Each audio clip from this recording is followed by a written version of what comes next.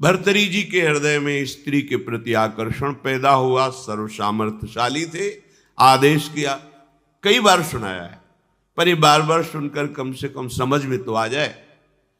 विश्व की सबसे सुंदर राजकुमारी को हमारे पास पत्नी के रूप में वर्ण करने के लिए लाया जाए। कौन नहीं चाहेगा ऐसे सम्राट, ऐसे सुंदर वैभवशाली राजा को अपना पति बनाना।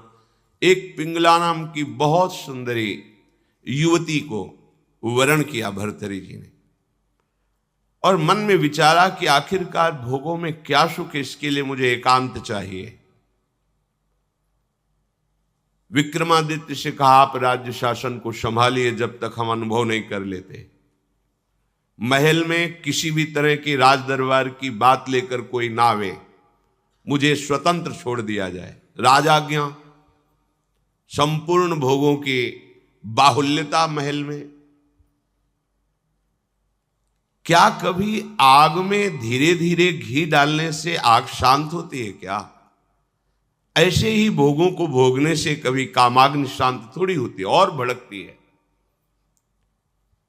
अगर सुख हो तो विश्राम मिल जाए।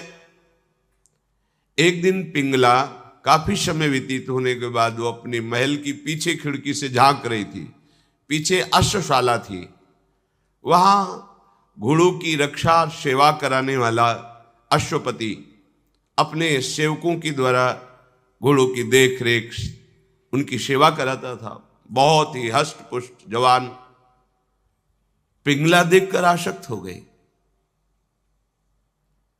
एकांत में मिलने लगी। जब महाराज विश्राम को होते तो एकांत में मिलने लगी। गुप्तचरों के द्वारा यह बात जब विक्रमादित्य को पता चली तो बहुत अंदर से पीड़ित हुए कि क्या करूं, अगर मैं कुछ कहता हूं तो कहीं संशय न कर लिया जाए, अगर कहता नहीं हूं तो ये राजा के प्रति बहुत ही बड़ा विश्वासघात हो रहा है, और वो मेरे भ्राता हैं, मैं ऐसा सह नहीं सकता। एकांत में मिलने की प्रार्थना की। बहुत प्रवीण थी पिंगला, समझ गई। महाराज ने कहा, आज मेरा भाई मेरे से मिलना चाहता है, पता नहीं क्या समस्या है। उनका मुझे पता है, जाइए पहले आप पूछ कर आइए। राजा को आश्चर्य हुआ, मेरे तक बात नहीं पहुंची, इसको पता है। बहुत प्रवीण थी, पर विषयों में प्रवीणता कोई प्रवीणता नहीं कहलाती। प्रवीणता तो विषयों के त्याग की होनी चाहिए। बुद्धिमत्ता गड्ढे में गिरने की नहीं होती, बुद्धिमत्ता उससे निकलने की होती है। विक्रमादित्य ने कहा कि मेरी बात पर विश्वास किया जाए महाराज, जो महारानी पिंगला है इनका चरित्र ठीक नहीं है, ये अश्वपाल से संबंध रखती हैं, ऐसा मुझे गुप्तचरों के द्वारा पता चला है। आवेश में अंदर गए। रानी ने कहा, हम बता रहे हैं, वो क्या बता रहे होंगे? वो यही बता रहे होंगे कि अश्वपाल से हमारा गलत संबंध है। ये तुम्हें कैसे? मुझे पता है। कैसे पता है? देखो, हम आपको प्रमाणित नहीं करती, पर आपके भाई चरित्रहीन है। नहीं, इसका प्रमाण चाहिए। आप ऐसे पवित्र भाई के ऊपर ऐसी बात नहीं लगा सकती। तो धन दे करके किसी राज सैनिक को अपने अनुकूल करके किसी एक सदगृहस्थ परिवार को इस बात पे राजी किया कि तुम सभा में कहो कि हमारे बहू को ये राजपद पर होने पर गलत दृष्टि रखते हैं, गलत आचरण करते हैं, नहीं तो तुम्हारे पूरे परिवार को मरवा दूंगी। और वो महारानी पद में है, अगर ऐसा बोला तो सब सुख सुविधाएं आपको दे देंगी। वो बेचारा राज भय के कारण ऐसा ही बोला। महाराज की आसक्ति थी पिंगला में, भर्तरी जी की। उन्होंने बिना कुछ विचारे पिंगला की सलाह से और वो प्रमाण सदगृहस्थ जो बोला उससे उन्होंने विक्रमादित्य का राज निष्कासन आदेश कर इन्हें राज्य से बाहर कर दिया जाए, कभी हमारे सामने ना आए, हमारा ऐसा धर्महीन भाई नहीं हो सकता। विक्रमादित्य ने समझाने की कोशिश की, लेकिन उनको समझ में नहीं आया। अब तो स्वतंत्रता, लेकिन जो धर्म युक्त होता है भगवान उसकी रक्षा करते हैं। एक ब्राह्मण तपस्या कर रहा था धन लाभ के लिए, देवराज इंद्र प्रकट हुए और उन्होंने कहा कि ये लो अमृत फल, और अंतर्ध्यान हो गए। ब्राह्मण ने कहा वैसे ही दरिद्र हूं, भूखे मर रहा हूं, अमर होके क्या करूंगा, मुझे तो धन चाहिए था। तो चलो विचार आया भगवत प्रेरणा से कि ये फल हम महाराज भर्तरी जी को दे देते हैं। अगर धर्मात्मा राजा बहुत काल तक अमर रहेगा तो प्रजा सुखी रहेगी। राज दरबार में तपस्वी ब्राह्मणों के लिए कहीं कोई रोक टोक नहीं थी। वो गए महल में, मिलने की आकांक्षा की, तुरंत आदर सहित महाराज भर्तरी उपस्थित हुए। आज्ञा कीजिए। और उनका हमने तपस्या की थी धन प्राप्ति के लिए, पर मिला ये मुझे अमृत फल, क्या करूंगा अमर होकर, वैसे ही गरीब हूं। हमारी इच्छा है कि आप जैसे धर्मात्मा राजा यदि अमर रहेंगे तो प्रजा का पुत्रवत पालन करेंगे, और मुझे धन चाहिए तो आप धन दिला दीजिए और ये अमर फल ले लीजिए। अविश्वास की कोई गुंजाइश नहीं थी, क्योंकि तपस्वी ब्राह्मण थे। महाराज भर्तरी ने आदेश किया जितना ये धन चाहे इनको दे दिया जाए। अमर फल लेकर एकांत में विचार किया कि मेरा संपूर्ण मन तो पिंगला में लगा हुआ है, मैं अमर होकर क्या करूंगा। यदि पिंगला अमर हो जाए तो जब तक जीवित रहूंगा ये हमारे साथ रहेगी।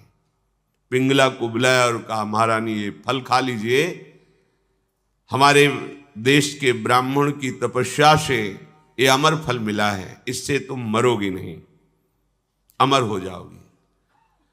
उनका आपको पता है कि अमर फल ऐसे नहीं पाया जाता, स्नान आदि करके देवार्चन करके हम पा लेंगे, दे दीजिए। ले लिया। पिंगला ने विचार किया कि अगर मेरा मित्र अश्वपाल अमर हो जाए तो फिर हमारा मिलन होता रहेगा। एकांत में जब अश्वपाल मिला तो उसको अमर फल दे दिया कि तुम पालो इसे। उसने भी कहा हम पालेंगे, लेके चला गया। और उसकी परम आसक्ति थी महाराज के दरबार की नर्तकी वैश्या से। नवयुवती अत्यंत सुंदर। उसने उस वैश्या को बुलाया अश्वपाल ने और कहा कि अमर फल मुझे प्राप्त हुआ है, मैं अमर होके क्या करूंगा, मेरी आसक्ति तो तुम्हारे में है, तुम इसे पालो, अमर हो जाओगी। तो जब तक मैं जीवित रहूंगा तुम्हें देखता रहूंगा, तुमसे मिलता रहूंगा। वैश्या ने फल ले लिया। वैश्या ने विचार किया मैं जिस दरबार की नर्तकी हूं तो अमर होकर क्या करूंगी, नाचते ही तो रहूंगी। अगर मेरा महाराज अमर रहे तो अच्छा रहेगा। नर्तकी ने उनके निज महल के अंगरक्षक से कहा कि मुझे महाराज से मिलने की प्रार्थना की जाए और मिलाया जाए। महाराज कृपा करके मिले, क्या बात है। तो उनका मैं आपके दरबार की नर्तकी हूं, मुझे अमर फल मिला है, मैं आपको देना चाहती हूं। होश उड़ गए महाराज के। वही अमर फल। वैश्या से कहा कि तुम्हें किसी भी तरह का दंड नहीं दिया जाएगा, पर तुम सत्य बोलो, ये अमर फल कहां से प्राप्त हुआ है। उनका ये अमर फल मेरा एक मित्र है जो राज परिवार के घोड़ों की सेवा कराता है, अश्वपति, उसने हमें दिया है। और वो महल के पीछे ही था अश्वशाला। महाराज समझ गए। उसको बुलाया अश्वपति को और कहा भाई वैसे तो खड़े खड़े हम तुम्हारे सैकड़ों टुकड़े करवा सकते हैं, पर हम तुम्हें क्षमा करते हैं यदि तुम हमें सच्ची बात बता दोगे कि तुम्हें अमर फल कहां से प्राप्त हुआ है। डरते हुए भयभीत होकर उसने कहा महारानी पिंगला ने दिया है। होश हो गए। ओहो, मुझ चक्रवर्ती सम्राट से ये तृप्त नहीं है, अश्वपाल से आसक्ति। अश्वपाल महारानी पिंगला से आसक्त नहीं है, वैश्या से। धिक्कार है इस काम को। सभा में कलम पधार रहे ऐसी घोषणा कर दी जाए और गुप्तचरों को भेजा कि विक्रमादित्य जहां भी किसी भी जंगल में कहीं भी खोज कर लाए जाए, हम उनसे क्षमा याचना करेंगे। वो मेरे भाई हैं, मेरे से गलती हो गई। गुप्तचरों को पहले से ही पता था कि वो कहां हैं। विक्रमादित्य को भी बुलाया गया सभा में। भर्तरी जी पहुंचे और कहा पिंगला को उपस्थित किया जाए। राज आज्ञा, तुरंत पिंगला जी को उपस्थित किया गया। बोले मेरे देश के ब्राह्मणों की तपस्या का फल संपूर्ण प्रजा और राज्यसभा देखे। मैं अपनी तलवार से रानी का गला काटूंगा, पर वो मरेगी नहीं, क्योंकि इसने अमृत फल खाया है। और तलवार खींचा, जे ही प्रहार कर वो चीख पड़ी, नहीं महाराज रुकिए। क्यों? तुम्हें संशय है? अमृत फल मिथ्या नहीं हो सकता। उनका मैंने पाया नहीं। क्या किया?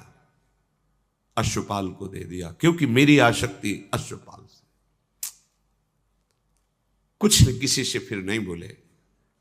राज मुकुट सिंहासन पर रखकर और कहा, विक्रमादित्य तुम इसका पालन करना, मैं ऐसे निकृष्ट संसार का आश्रय नहीं लूंगा। धिक्कार है, कैसा ये काम है जो मुझ चक्रवर्ती सम्राट से ये पिंगला तृप्ति का अनुभव नहीं कर पाई, विश्राम नहीं मान पाई। ये अश्वपाल से, अश्वपाल महारानी से नहीं, एक वैश्या से। धिक्कार इस काम की वृत्ति को, धिक्कार इस झूठे संसार के प्यार को। और घोर वैराग्य में जीवन व्यतीत किया और भगवान शंकर का साक्षात्कार करके ये वरदान मांगा कि कभी मुझे सम्मान से भिक्षा भी ना मिले, क्योंकि ये सम्मान ही संसार के राग को पुष्ट करता है। सतत निरंतर भगवान का भजन तभी हो सकता है जब भोगों में अरुचि हो जाए।